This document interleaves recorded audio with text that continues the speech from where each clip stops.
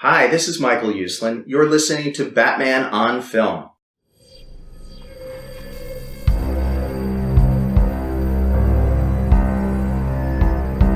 I'm vengeance.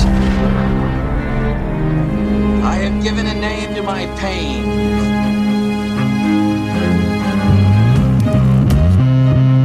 The Batman.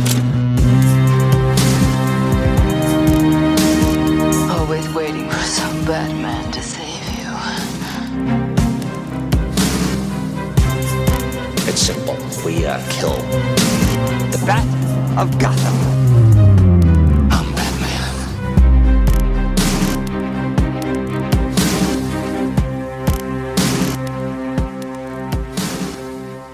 Welcome to the Social Hour of Batman on Film podcast, batman-on-film.com. I am the founder of Batman on Film, Bill Ramey. Let's ride. Pete Verra. Hello. Let's ride, man. How are you? I'm riding. I'm ready to ride. I'm ready to roll. Say it. I can do it in like minutes. How are you? How are you? I don't know about that. Yeah. Oh, no. You almost start turning into Canadian there. So I was in Minnesota a month ago for a week, and I still I got acclimated. Usually lots of flannel. I did wear flannel. Nice. Yes, I actually when I go up there, I'm sure you can hear it, but I've lost a lot of my original accent, the one I grew up with, since I moved from my my hometown way down in Southeast Texas, Groves, Texas. Shout out to Groves, Texas, the Golden Triangle down there, stone's throw from Louisiana. I've lost a lot of that, but I'm sure you can still hear a little bit of my Texas. Oh yeah. You got a little bit of that Texas twang in there. Yeah. So but I go up there, I'll exaggerate it. Especially when if I go into a store, if I'm at a bar, You'll emphasize the y'all. Yeah. And then, they'll go, "Oh, you must be from the South." I went, "No, I'm from Texas." Texas. I love it. I love Texas. Texas is our version of Montreal. They want to be their own country. So yes. So what's been going on? Nothing. Just hanging out, watching some of the playoff football. Not really surprised by what's happening, but it's kind of been what I've been doing. It's this week we got a week off, so it's nice. I don't care how poor the team plays during the regular season at times. I won't bet against Pat Mahomes anymore. And I say Pat Mahomes. I didn't say the Chiefs, Pat Mahomes, because I thought Baltimore was the best team in the NFL most of the year.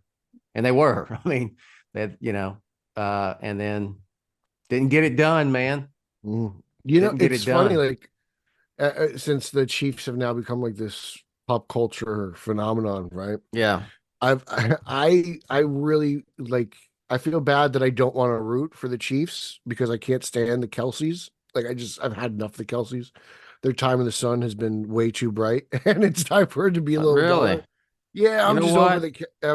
To be honest, it's just I think Travis just is an idiot. I think he sounds like a moron. He opens his mouth, and I'm like, please stop talking.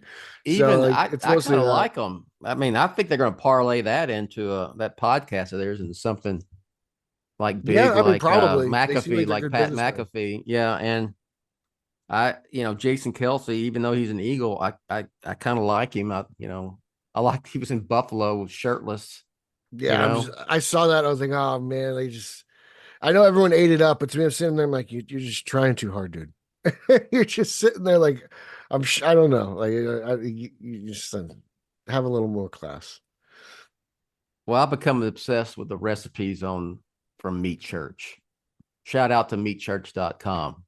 It's not a paid advertisement. They have some great seasonings. Yeah, I bought what they call it, the Ocho. I guess there were 8 seasonings, and I doubled up on a couple, and I got a couple big bags of their the gospel, and then I got a couple of fairly good size of their chili seasoning. I really like their chili seasoning, and They're I've good been stuff, man. yeah, The Holy Gospel's great. watching videos on it, and he comes on every other Wednesday on the sports station I listen to here, 105.3 The Fan. So in fact, Okay. I was listening to him this morning before he started recording here, and he was talking about appetizers. Super You know Bowl who you should follow that I think you yeah. dig? Malcolm Reed. Okay. I believe he's from the South, but he's a fantastic barbecue pitmaster. Really Yeah. he's got lots of videos. How to barbecue right on YouTube is his channel. Lots of great stuff. I watch his stuff often. I get a lot of I recipes. did I've done all these my version, but I tried the meat church. I did the King Ranch casserole, smoked King Ranch, everything he smokes everything. His dips. Just Mhm. but I did the smoked King Ranch casserole. Unbelievable. Unbelievable. You got to try that. It's and then Is there anything in particular you're gonna cook up in 2 weeks? I'll probably something off the damn website of Meat Church, but yeah, they've got I'm gonna make there's a beer cheese dip I Mhm. want to try. That's also smoked, it's like a smoked queso with beer. It's get out of here. It's awesome. Yeah, And I plan on doing some ribs and buffalo chicken dip. yeah, Nothing too there you crazy, go. but just all Yeah, reliable. Those are my two. That's what I'm yeah. going to contribute at least. But if you like to cook, and I don't fancy myself any site. I'm not a pit master and I'm not a guru. But I like I like to cook, and I like to cook on the grill a little bit. So there's like Dr. Pepper brined turkey loin. Yeah, yeah. Yeah, I love the recipes involve the Dr. Pepper, the root beer, pork chops. yeah, yeah, Those come out delicious. All that. yeah. I go to was it the grocery store? I buy usually it's the store brand. It's like the 3 liter bottle of cola, and it's Mm-hmm. like 97% sugar. So you get all that good sweetness in there. This way it caramelizes. Yeah, I'm a big Yeah, fan of that stuff. yeah. Dr. Pepper barbecue sauce. Yeah. So I'm gonna do some of that. And nothing says barbecue and food. Nothing goes with it like talking about Batman. Yeah, It's 2 I'm with peas in a you. pod. Yeah. You know, Barbecue and uh, Batman. I just that Bruce Wayne is probably an expert pit master when he has time. I'd actually say it would be Alfred. I bet you Alfred. It's Oh, probably one of Alfred the too. many culinary traits. Sure. Okay. I'll go with that. But there's probably brisket being smoked at Wayne Manor, whether it's Yeah. Alfred or it's Bruce Wayne himself. So I would imagine Harold is a big barbecue guy. I would just imagine he eats a lot of meat, you know. probably, yeah. Harold looks I like a big ribs guy. yeah, yeah. I'd see that. It's clear as day for You sure. know. Yeah. So anyway, who else would be a big? I don't see like I Batman think family people being well, being if we barbecue had people. They won't eat more, some kind I of would say fufu type. Grayson probably is the one who watches his diet the most. I figured Jason Todd would be a little bit more of the They probably just eats fast burgers. eats fast food but works Yeah. out a lot, so he gets his calories. And I would imagine Tim does his fair share of probably yeah. I think Grayson would probably be the odd man out. I could see him and Babs being vegan if I had to guess. Does I could Alfred just does see Al, I could see it in Grayson. can Alfred make a smoked vichyssoise? I guess you couldn't because it's served There's cold. nothing So Alfred can't do. Let's be can you smoke honest. it? I guess you could smoke it, then you have to chill it afterward to serve, right? Yeah, I mean, Alfred polishes the parquet floor in Wayne Manor, and then goes Yeah. downstairs and polishes the Sure. Batmobile. Like, there's nothing Yeah. that man can't do. All He's a right. force of nature. So if we ever see that in a Batman film, like What him the polishing the big car? just pop, that, and then you've got a big frickin', big grill on the side, smoker. He's polishing, but he's what everybody. Well, Grayson's she yeah. disagrees with you. Yes. Welcome, Grayson Ramey, to the show. She was chilled out, and someone's in there making. Graceland has made more appearances on this show than Jake. Well, shit, that'll continue. Jake, boy, might as well be a mime. I told you. You said, you asked me when you're going to get Jake on. I said, what do you want, a show with no dialogue? Nothing said. So one time I called Bill on a Sunday and he gave me Jake on the phone. I was talking to myself for 20 minutes. Yeah. Oh my gosh. All right. I'm going to brag on my kids. All right. So the future of Batman on film, specifically the future of solo Batman on film. Mm-hmm. I have lots of thoughts. I wanted to hear your thoughts. I don't think there's a difference between solo and team up, mythical, whatever the hell you want to call it. I think Batman on film is Batman on film, personally. Batman on film, solo Batman on film, yes, can include members of the Batman family. Absolutely. However, true solo Batman on film is what we've had with so far. I mean, Batman 89, the Burton Schumacher films, really specifically, you want to, except for one iteration. What's that? We've yeah. I mean, except for the Snyder stuff, everything's okay. Been solo. Yeah. Well, I don't even count that as solo at all. Obviously, there was not a solo Batman film, but yet I don't know if I would count it anyway. If there had been, once you start injecting other, if it's part of a shared universe, and then you include storylines that are part of some overarching narrative, and you have cameos, and then you have threads, narrative threads that feed into other movies, and teasers for other stuff. That's not Batman on film. Batman Plus. That's not solo Batman on film. Yeah, in my opinion.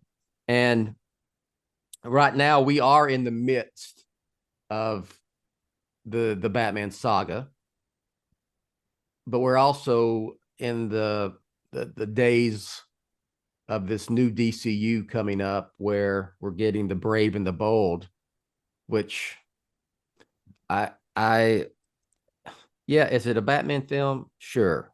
But it also is, it's full of the sidekicks and so forth. And that's fine if they're Batman, but you're not going to tell me after hearing or after seeing what they're doing with Superman Legacy, and even what they're doing with this Supergirl character.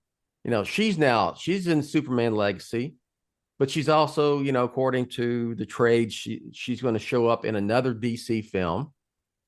That's before she even gets to all pending success, right? The Superwoman, or what is it? Supergirl woman of tomorrow. Yeah.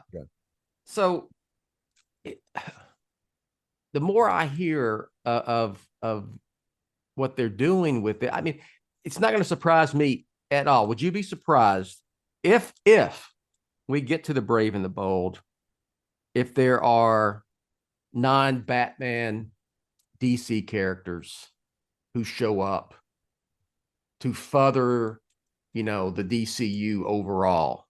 Because I'd be doing it with Superman Legacy. Ooh, sorry about that. No, I agree with you there. Like, if Superman Legacy is going to set the example for what this DC on film universe will be going forward, then I think I know what to expect. I mean, they've mentioned Bat Family, so I would imagine it will be an ensemble film.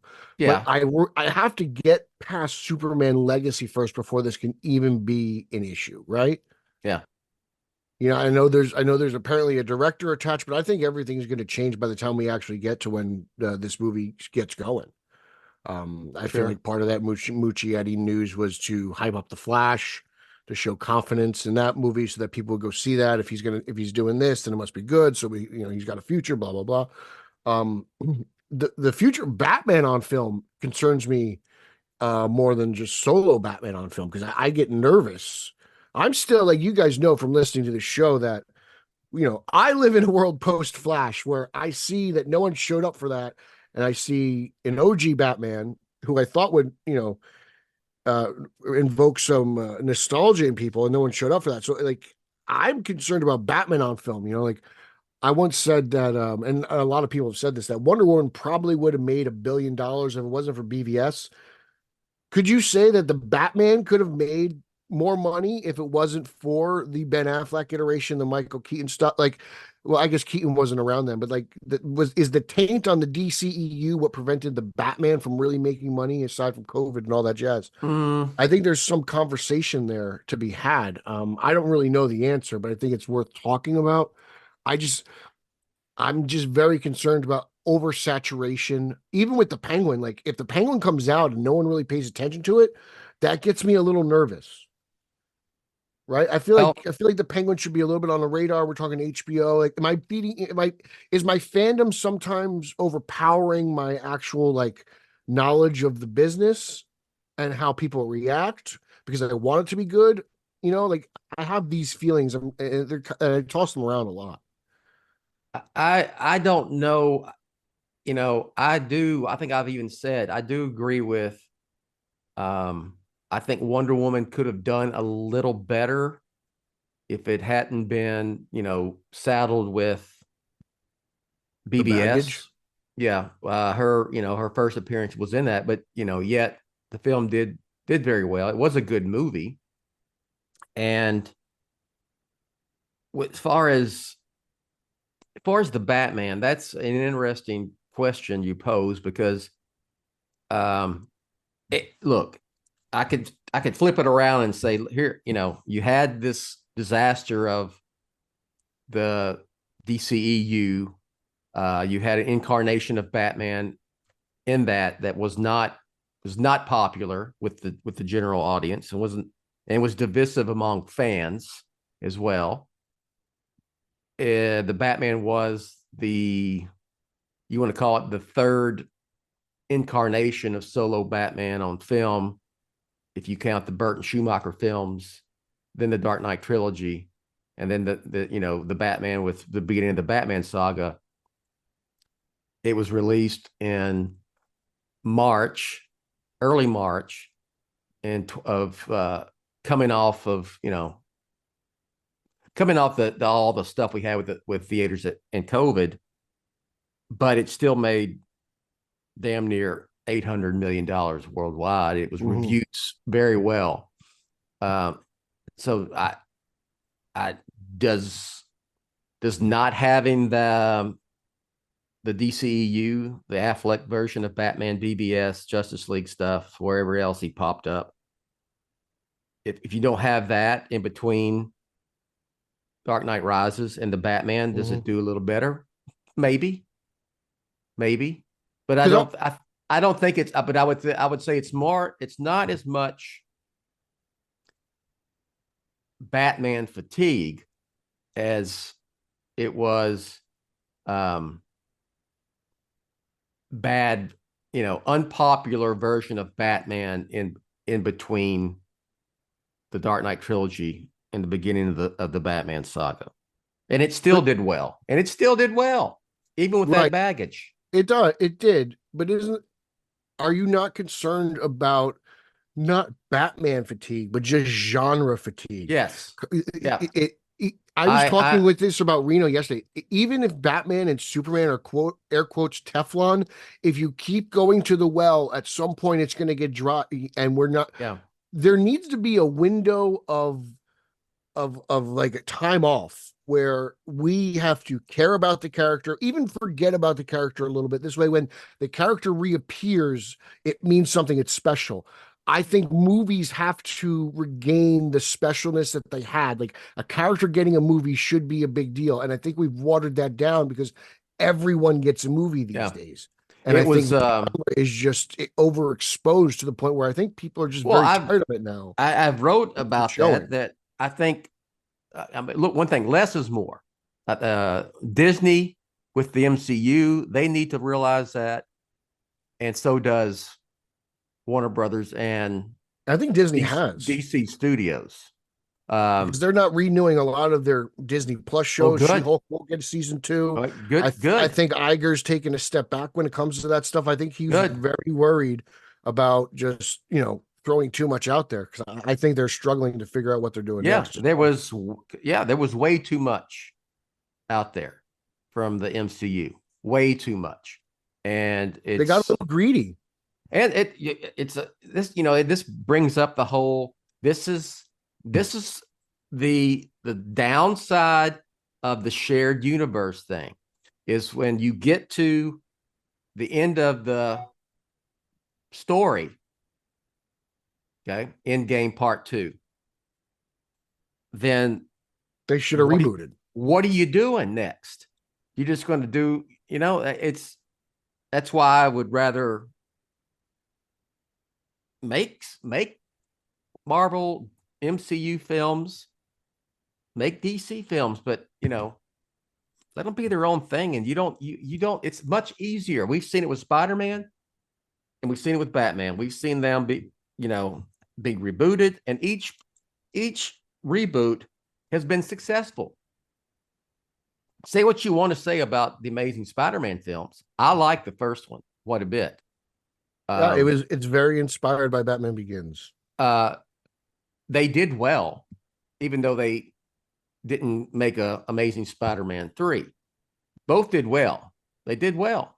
Mm-hmm. And the second one made money. It was kind of like a BVS. Yeah, it was, it was, you had, that kind of, that down time, it kind of didn't do as well as the other, but it still did well. And then you had Disney and Sony wanting, making their deal to include Spider-Man into the MCU, and so the MCU just went on a run that was just unheard of for a time. Like, they literally just made hit after hit for, it seemed like, 15 movies. So, you just can't expect something like that to ever happen again. The Spider-Man movies peaked in value, right? Spider-Man 1 and 2 were amazing. Spider-Man 3 was a dud. Amazing Spider-Man was okay. Amazing Spider-Man 2 was a dud. That's the way movies actually work. Like, you just don't make hit after hit. Like, it doesn't really happen in terms of like a franchise. I mean, even Spider-Man 3 made a shitload of money. Yeah. I didn't just straight up hate it like it gets hate nowadays. That's kind of it's kind of like, in a way, like Batman Forever gets shit on all the time, and people don't realize, hey, that was a pretty big hit in 1995. No one was saying that, anyway.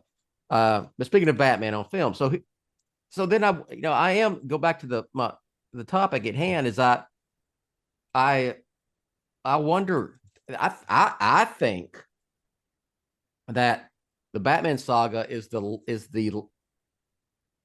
last time we're going to see true solo Batman, not connected to any other DC stuff, with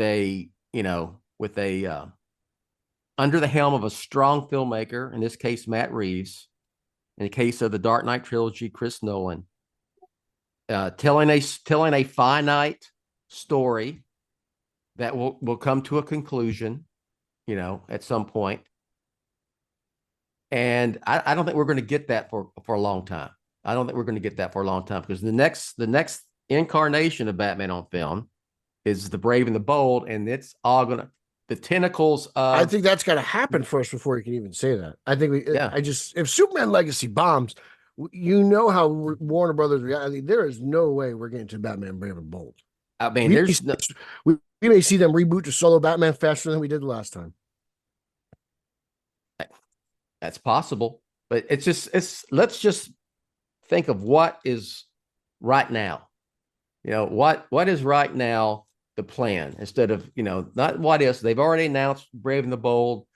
I think they're going to be so hard-headed, they're going to go through with this DCU come hell or high water. Does this not just remind you of what we just went through? Yes. Yeah. It Like, does. I remember we got into an argument in the Facebook group about comparing everything. We were comparing like why BVS was the best to like why we think, Legacy will be a mess. And just like, I don't know, you guys can't see the parallels here between these two movies. It just seems like everything's just overstuffed and built for the future instead of for what's at hand. Yeah, I got to see. Superman Legacy is setting the tone, but I still have to see it. Like I'm still holding out hope that it's good, and it just I don't want to root against it, even though I feel like I sound like I am. It I just because I it holds so much weight. I The am rest not of holding. everything is on his I shoulders. I am not rooting against it. I want it to do well. I like Superman. I've said as a kid growing up, I was a Superman fan, and I mean, I had a homemade Superman costume, just like I had the homemade Batman costume. And, you know, even as I continued my fandom, becoming a, teenager and an adult, and even now as an old ass son of a bitch, not a Kasab, let's see, old ass, Oa, Oa, anyway, whatever. It's a Green Lantern thing. Yeah, yeah, it is. Um, Spider-Man, Superman kind of can fluctuate. If okay, they said what list your favorite superheroes in order. Oh, there's Batman, and you coming down, and then it could be Superman one day, it could be Spider-Man. It just depends, but whatever. I mean, I still remember seeing Superman the movie Mhm. when it came out. It just had a huge impact on me. It's one of my favorite films of all time to this day, and uh, yeah, I'm rooting for Superman Legacy. But with that said, my my excitement went from like an 8, Yeah. okay, down to like a 3. And I know you get it. Well, yeah, James Gunn did Gardens of the Galaxy, and they were ensemble films and made it all work. And they're only Green Lantern and Hawk Girl and Metamorpho and Ambush Bug and Green Lantern and Plastic Man, Stretch Armstrong. They're all in there. All these stretchy guys they're just in there. They're just in there for the part of the plot. They wouldn't be in there if they weren't important to the plot. That's the argument I hear. And I'm like, my rebuttal is, okay, but if you didn't have a shared universe, they wouldn't be in there. If you weren't trying to set up something coming later, if you weren't trying to spin off, you know, um, whoever, elongated man into elongated man movie, he wouldn't be in Superman Legacy. You wouldn't have Yeah. these stretch guys in there. Yeah. I just, Even though I mean, there's Jimmy Olsen's in there, so he could he could probably end up becoming Elastic Lad he could. at I mean, some there's no point Ma down the Pa line. Kent. But That's for sure. you get what I'm saying. I know there's no stretchy guys, no stretch guys, and unless you count Metamorpho, he can stretch, but he also can do fire and water and all kind of stuff. Mhm. So I don't count him as a true stretch guy. I know Lauer was trying to label him as a true stretch guy, and I was like, I don't know about that. So anyway, that's another topic for another day. But they wouldn't be. My point is, you wouldn't have these characters in there. You wouldn't have Nathan Fillion playing Guy Gardner if they didn't plan on having Guy Gardner show up in a Guy Gardner movie or in that Green Lantern freaking HBO or whatever in the hell Max Mhm. that's been planned for the last 20 years. You know, Yeah. I just, Supergirl. I it's, know well, I it's know fun. she's Supergirl, but it's a freaking Superman movie. Can we just? And it's a I don't know. part. I feel like Supergirl in the Superman movie is fine. That's the one that doesn't bother me. But like I know it's she's only in there because they've already announced her own movie. Yeah, So she wouldn't the be in there elite, if she didn't get her own all movie. that. So Um, so yeah, my excitement level is 2.5 to 3. Hey y'all, it's Bill Ramey, founder of Batman on Film. Let's take a quick pause in this podcast for these words from our sponsor. And then you got Brave and the Bold. And I feel it's going to be the same thing. And going back, I just don't think we're going to get a strong filmmaker, a Dark Knight trilogy, the Batman saga. I don't think we're gonna get it for a long time because who knows how long this Brave and the Bold DCU is gonna last. And I don't think I'm kind of with you, and I'm completely against it if it happens. Then I would say, well, maybe that's what we'll do with Elseworlds. Then you'll get a strong filmmaker come in and pitch a Batman movie that will fall under the Elseworlds label. But I don't think they're going to want to, they're letting, Reeves do his thing. And once that's done, I think the Brave and the I Bold still don't believe Batman in is this going to be Elseworlds Batman. label. I know Gunn recently said that J.J. Abrams' Black Superman movie still a go. Well, I'm not buying it anymore. I'm not either. I think Elseworlds will be done as soon as Joker's done. Yeah, Joker 2. I'm hoping Joker kind of revives the, hey, look, we don't need to do this shared thing. Maybe it kind of wakes them up a little bit. Maybe we could tone it down a little bit. Like people seem to be reacting to the solo stuff from Joker and the Batman verse.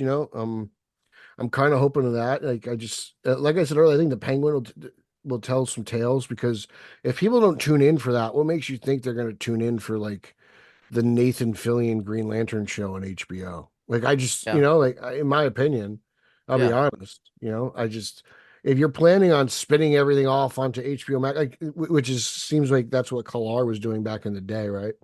We'd have movies and then companion pieces on HBO.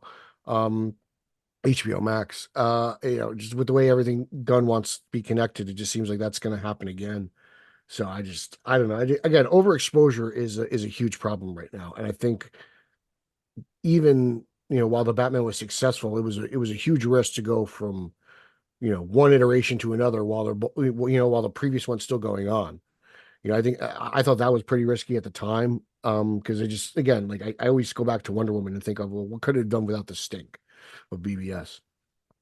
So I'm just concerned. I have a lot of concern. I think we are in an unprecedented time. We don't really know how to judge these things because the general audience is rejecting everything too.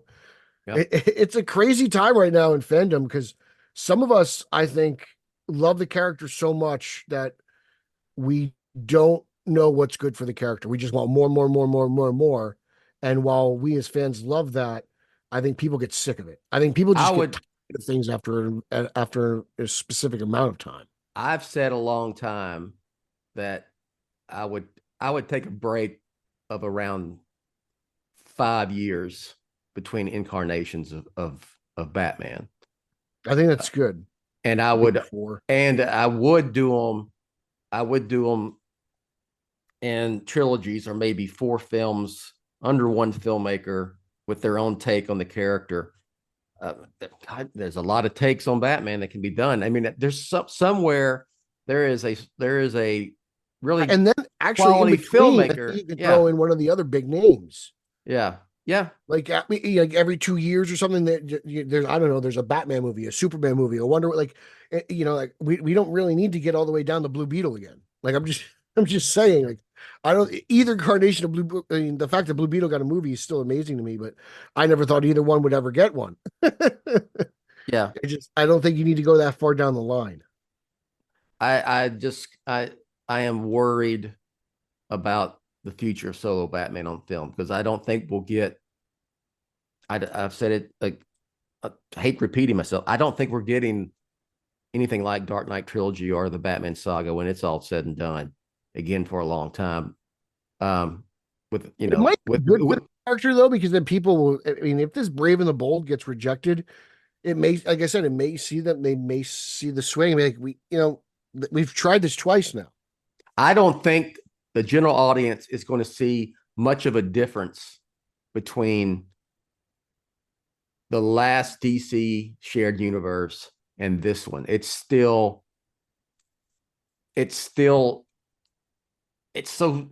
hasn't been that long since, BBS, I think relatively people speaking. who thought that Begins was a prequel to 89 will think that this is a sequel to the DCEU, or just a continuation. Yeah, it's just, I just don't get jumping right back into something that failed like it did so quickly. And while, they want their MCU, their own version, they're even going to try again after the first attempt They want it floundered. so badly. They want it. I've That never seen anybody want something so badly before in my life. And they're doing it while the MCU's having all kind of problems. It's running out of steam, I don't think Spider-Man will run out of steam. Again, I Right think now, that, Sony and Marvel are fighting over Spider-Man again. They don't agree on what to do with the next movie. well, Sony can do whatever the hell they want to do. Well, Sony could just pull the character right out and do it, and they can insert him in there, whatever the hell they got going on with Venom and Morbius and all that jazz. I'd reboot it again. Sorry, Tom Holland. Tom Holland is That's not what they want to do. Sony wants to bring back the old guys. Oh, they want to do that. Sony wants to double down. Sony wants to double down on the Maguire and Garfield stuff, and Marvel wants to move on with their Spider-Man. They want, which is Tom Holland still. Which is Marvel wants to do solo Spider-Man, and Sony wants to do team up Spider-Man, multiverse team up. Well, Spider-Man. Sony has to make. I don't know if the spinoffs count. As long as they're making Spider-Man movies, they retain the rights, unless they just sell them straight out. I think part of that has to do with these spin-off like villain movies they make. As long as they make those two, they keep the rights. Maybe that's the deal. But I mean, you're gonna get another solo Spider-Man movie. But I mean, Sony's pulled out before we got. I think it was around No Way Home. They pulled out earlier. I mean, before that movie was made. Tom Holland before is like damn near 40. Look how good Spider-Man can be good. I mean, those Into the Spider-Verse films were great. They're very well received. If I'm Sony, Batman Begins it again. They can do whatever they want. They're in charge. Spider-Man Begins. I mean, how about actually getting a kid? How about getting someone 16, 17 years old to play Spider-Man, Peter Parker, for the first time? I could care less. Hollywood casting older people in younger roles has been happening since since I started watching movies. So I don't know. I'm not going to complain about the way Hollywood does business. I mean, what does No Way Home set up with Spider-Man? Does it give him rebooted Spider-Man in continuity? Does it give him a soft reboot? Does it open that door for a soft reboot? Yeah, I mean, everyone's forgotten who he is, so that's kind of what. Yeah. So, I mean, I know this is not what you run the damn Spider-Man website, so I just told you. I defer to you. Yeah. Yeah. It's not a website, it's a podcast. I don't pretend. Podcast. Sorry. I'm not a fraud and pretend I have a website when I don't. Okay. Elseworlds. So with me, I think that's the only way we possibly get true solo Batman on film without the shared universe stuff. But I think you're more likely to get Joker 3 than another version of solo Batman. Who's going to? Because I mean, I maybe we get Joker 3. But yeah, I don't think Elseworlds is a thing. I think it's just I think they pre-existing continuity. I think they kind of just conveniently forget about it after Joker 2 and the Batman saga. 100%. And on the other hand, what Nolan-esque filmmaker who is probably out there, there's probably someone like that who does have a take on Batman that's different than what we've seen previously, solo Batman, I should say. And they don't want to be part of a shared universe, but why would I go pitch this for Elseworlds when they're still, they got Blue Batman and the freaking Brave and the Bold running around with stretch guys. Yeah, I mean, even originally when they pitched to Matt Reeves, he was pitched to take over Affleck's directorial spot and use that script. So, it's a miracle Reeves stood his ground, because I would imagine probably some other filmmakers would have just said, okay, I will play by your rules because I want this shot. I think directing Batman or being in a Batman movie can change your life. I don't think there's any question to that, right? Anybody who's ever stepped underneath that cowl can attest to that, especially Clooney. Like, it didn't ruin his career. It actually propelled him forward. It did. So Actually, I got a it's question. life changing. I got a question on the last mailbag. Someone said, just play along with me. Just a hypothesis, a scenario. Warner Brothers comes to you and gives you freaking total, complete reign of Batman on film. But with one caveat, you have to, it has to be part of it, with shared universe and the other DC stuff. You have to at least mention it and whatnot. What would you do? I'd say I wouldn't, that's never gonna happen. I wouldn't have it. I put the Forrest Gump running away. Mm-hmm. That's not your Batman. That you don't have that story to tell. Somebody else does. I wouldn't do it. And I'm not a filmmaker, and I don't try to pretend to be. But that's kind of reminded me of Reeves. Reeves kind of did that. Mm. He did kind of do the Forrest Gump running away. He stood his ground. Yeah. So we'll see it. But like I said, it's life changing. There's a lot of money that goes into this. I can't imagine some other director just not saying, okay, like, I'll play by your rules. Well, there are a lot of happens in the MCU. All those guys play in the sandbox. How many directors have said? I mean, there's been some, and they get criticized. Scorsese gets criticized for some of the comments he's made about.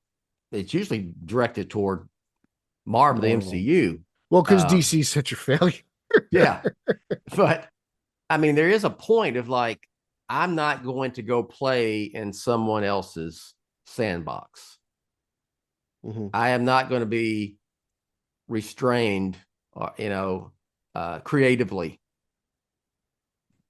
by having to be part of a shared universe where look, if you love all that stuff and you want, the Justice League animated series in live action on the big screen, and, you love freaking, Plastic Man, bring up another stretch guy, Plastic Man, as much as you love Batman, and the fact that they are together in one thing, and then you watch a Batman movie, but that somewhere Plastic Man's out there stretching it up, doing stretchy things.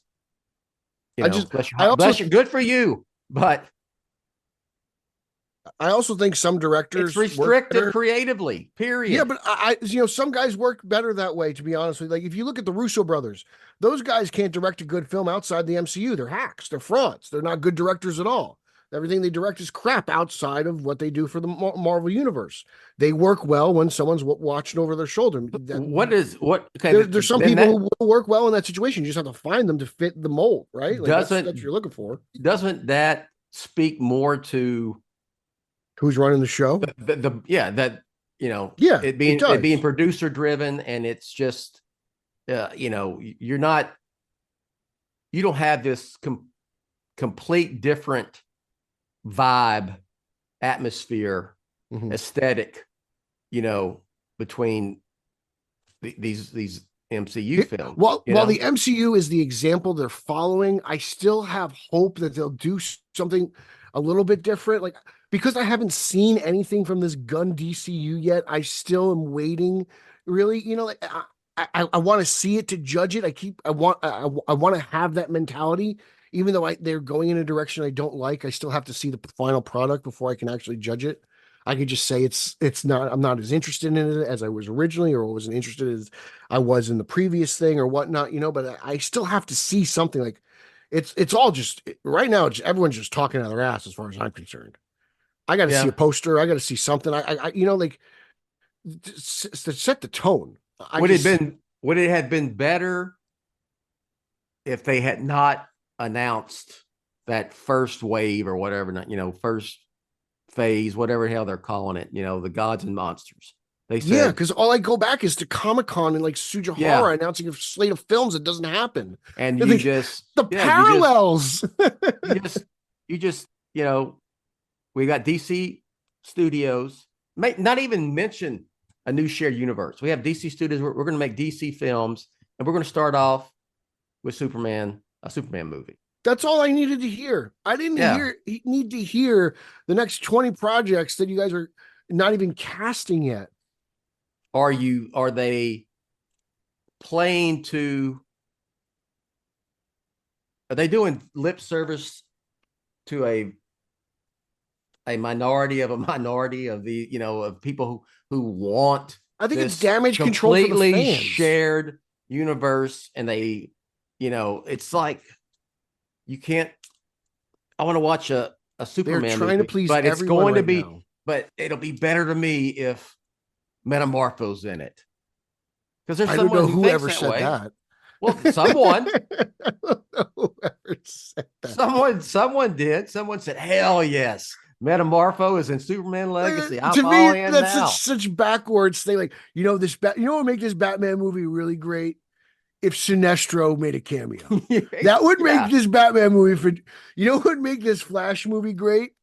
If we saw Brainiac for a second. Like I've never had that mentality of I need other characters. Like, what make this Flash movie great? Captain Cold.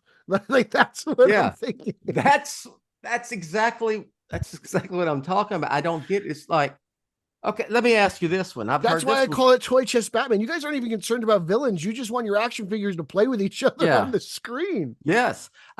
Look, this is several people I've seen this and it's usually in that debate about, it's not that Superman Legacy there's too many characters. There are too many characters, but it's not bloated like, people go, oh my gosh, you had Penguin, the Joker, Catwoman, Falcone. I mean, who else was in the damn, in the Batman, and then Dark Knight Rises, Bane, Bane, Catwoman.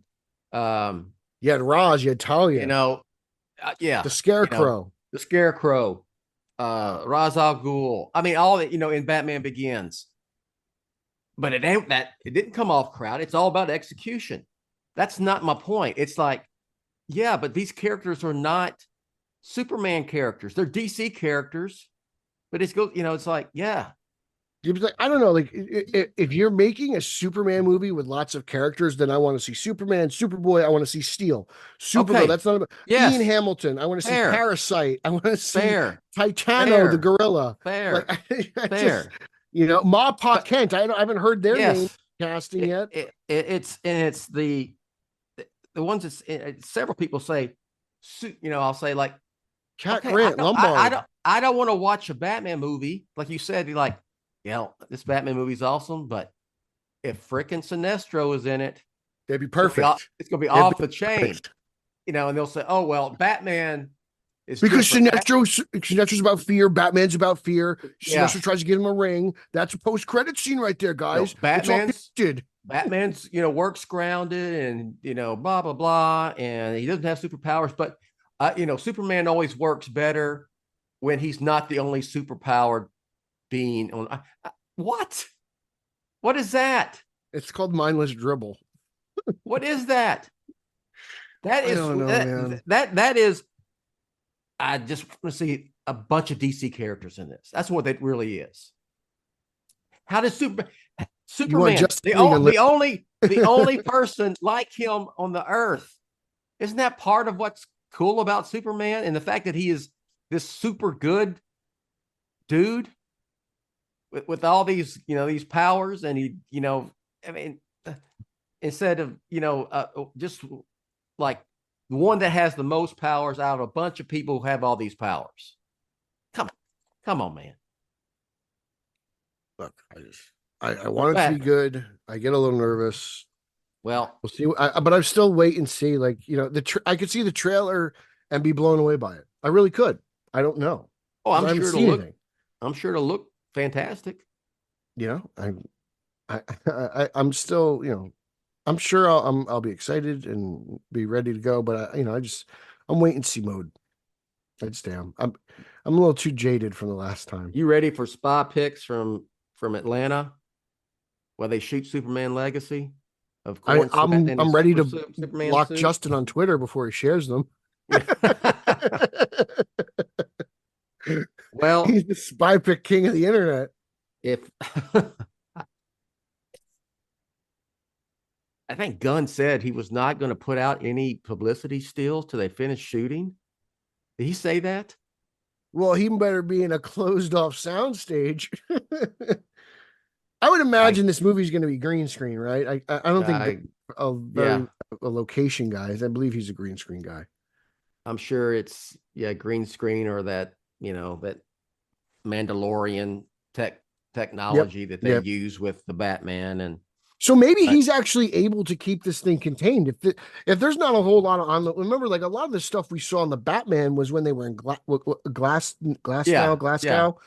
cemetery stuff, the funeral stuff. They were outside. They used the city. They were actually using locations. So that's a lot of where the Batman leaks came from. If he's shooting in sound stages, they might be able to actually contain this. I think it's like the only time we really saw the bat suit was when they were on that motorcycle. Yeah, in the graveyard scene. Yeah. Yeah. And then they I am one that usually for more times than not, 99% of the time, I'm like, release something before you get a crappy spy pick of it. Superman I would probably start like production, they usually have a beginning of filming PR release. I'd send that out and then send a picture of, a good looking publicity still of Corn Sweat as Superman. Chances are we're going to see Corn Sweat in a robe walking around set before we see a picture of Superman in his costume, I believe. Yeah. That usually happens. I don't even when it came to that's BVS and stuff, we didn't get a whole lot of leaks. Snyder shot a lot on sound stages. Well, hell.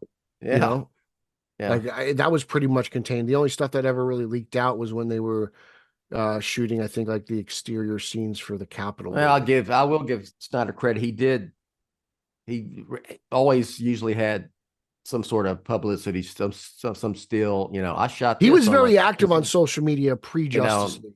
As we saw, Affleck. I mean, we saw Affleck as Batman out of the blue standing by that Batmobile. Mm-hmm. He loved taking pictures and sharing them. Yeah. So I mean, hell, he put the Tumblr on I think it was the Millennium Falcon at one point during BVS production. They were going back and forth with Star Wars about things. It was kind of funny. Really? You remember? Wow. You remember they did I think J.J. Abrams did like Batman, did a Batman R2-D2 thing, and then Snyder took a picture of Cavill in like a black robe with a lightsaber. There was if you Google it, they were doing some funny stuff back and forth. Abrams and Snyder. Kind of remember that. Yeah. Well, at least we've got the Dark Knight trilogy we can watch anytime. We have Batman 89. We have the Burton Schumacher films we can watch anytime. We can watch the Batman saga when it's complete. I don't know we're not going to get stuff like that again for a while, in my opinion, and that's a shame unless they keep Elseworlds. Which almost makes you cherish it more, right? Like, how much do you love the Dark Knight trilogy because of what happened before it and what happened after it? How much more special does it make the Dark Knight trilogy? How much more important does it make 89? That these things got made. That's my whole point with the questioning of this future solo Batman on film is that's those things. 89, the Dark Knight trilogy. I'm even, look, I love the Batman. I'll throw in the Batman saga, even though we haven't seen the end of it. I think it's going to be pretty damn good in the end. That's some top quality solo Batman stuff from top-notch filmmakers that I don't think we're going to get again. And it does make it more special. Hey, I'm not, no disrespect toward Andy Muschietti, but that's not like Chris Nolan directing The Brave and the Bold, or, name some top-notch filmmakers in addition to, any of them coming in and doing it. That feels like a MCU move, hired hand. There are some though I did like I like it. Favreau, Coogler, Ramey, like they do have some names in there, that especially Coogler. Coogler kind of got free reign with his 2 movies. I'll give you Ryan Coogler, 100%. I think that was an Favreau was at the exception. beginning of the MCU though. That so was an a- exception there, but Favreau, I mean, He's not like an all-time. He's a very good director. He's a very good director. He's good a fine director, Yeah. but he's no Nolan. I'm not saying he's Nolan, but like I can't call it. He's not a Russo. I'm not going to I'm not going to call that a fraud. Yeah, Raimi is he's a genre guy. Yeah, it makes sense for him. He did Doctor Strange, whatever. Darkman. He did Spider-Man. Like he Evil Dead. Obviously, He's he done that stuff. So, but yeah, I think he's a quality director. Mm-hmm. It's just, I would say him and Coogler are much more exceptions to the rule. And I mean, you've had these directors say, I'm just not going to do a shared universe movie because I mean they've lost guys like Edgar Wright and stuff because of creative differences. I mean, it happens. Some guys, they think they can do it and they can't do it. You've seen that happen before. One last thing I want to talk about. I was asked about this in the mailbag. You always tell me you keep your ear to the ground. Mark Strong is listed as Carmine Falcone in the casting IMDb cast list for the Penguin. Have you heard this? I mean, I can edit IMDb like I can edit Wikipedia. Exactly. That's what I said. First of all, Clancy Brown is what's it called? Maroney, right? That was going around too. Falcone was played and now dead. So whoever's coming up with all these mafia leaks is doing a pretty bad job of it. The only thing, and I said the only thing is that maybe Mark Strong has a role. It could be, a flashback where he plays a younger Carmine What if he Falcone. plays Alberto? Mark Strong is only he's about the same age as my man who played Falcone in the Batman. Turturro? I don't Turturro, care. yeah, John he can Turturro. look young. Mark Strong looks great for his age. He could, I don't know. There's not a Carmine Falcone Jr. or the second. It's Alberto. It's right? Alberto. Yeah. Yeah. Alberto and Sophia. Yeah. I think Lauer is the expert here. He might have other kids, but the big players are Sophia and Alberto. Maybe it could be a flashback, and I'm thinking, okay, if it's a flashback, why not get Turturro to do it? I mean, he's not above doing. No, and, I'm sure then have him back too. Turturro was one of my favorite parts of the first movie. Yeah, or he's in it, and it's a role that they're not. They're not releasing who it is because maybe it leads. Maybe he's in the Batman Part 2. I don't know. That's. This reminds me of when they listed Scoot McNairy as Barry Allen in BVS. Remember? I was like, oh, his legs are messed. Oh, he's Wally West. Well, He's Wally West. I knew that I never saw him listed, but I knew that when he was cast and they had that. That's the dumbest shit I've ever. I mean, some of the dumbest thing. He had on green screen leggings. Because he's got to be the guy with no leg, so he's the Flash. How does that even go together? God bless Reddit. So if I go get a pair of green leotards and walk around outside, we could CGI your legs to move really fast. That means I'm the Flash. I mean, I've never seen Grant Gustin or Ezra Miller wear green pants. If I put on some green tights and walk through downtown Dallas. People are going to stop and go, that's the Flash right there.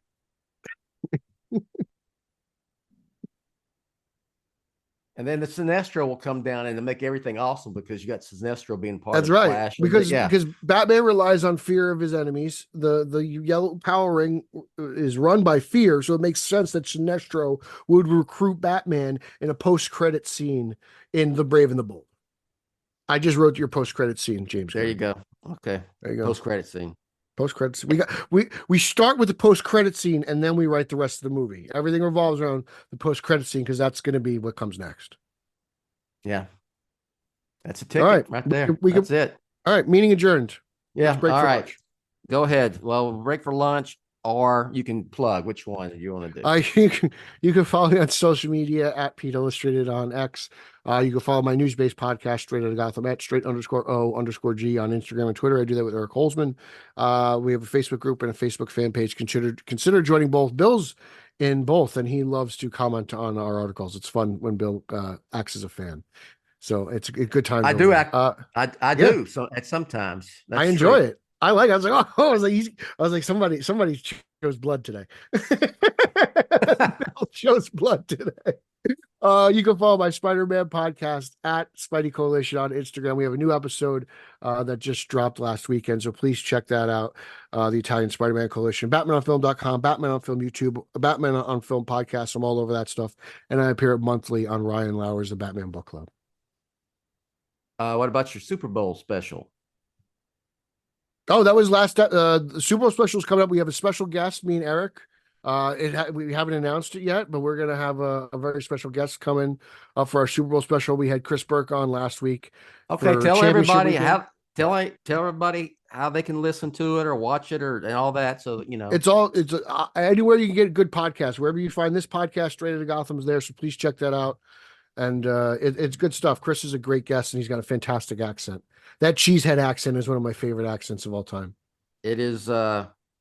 It's right there with the Minnesota accent. There's not much difference. No, I honestly, I wish I had Burke. I think I have Burke's phone number. I should call Burke more often because I can listen to him talk all day. That accent's fantastic. He thinks I'm making fun of him, but I actually love it. It's oh yeah. And if Burke thinks I'm making fun of him, he should talk to Lauer. All right. So Batman on Film. That's where you can find me. Batman-on-film.com. Everything's there. You want to support Batman on Film? There's Patreon. There's buy BOF a beer. What else? Follow me all Threads. I will continue to call it Twitter. I will never call it X. We got this is the stuff we let Bill do. We have a Facebook fan page. We have a private group that's very exclusive. So yeah, if you want to, you have to apply to be that. But come on, if you're not a true fan. Yeah, gotta be a fan of Batman on Film. So anyway, now so Rachel will finish up here. Thanks for listening. Catch you next time. Let's ride. You have been listening to the BOF Social Hour, Jet's official podcast on Batman on Film. Follow BOF on Threads at The Batman on Film. Follow BOF on X, formerly known as Twitter, at Batman on Film. To help keep BOF up and running, go to patreon.com/BatmanOnFilm, or you can buy BOF a beer at buymeacoffee.com/TheRealBatmanOnFilm. For Jet and everyone at BOF, I'm announcer Rachel. Authoritative, definitive, the original, Batman on Film, founded in 1998. Say goodbye, Graceland.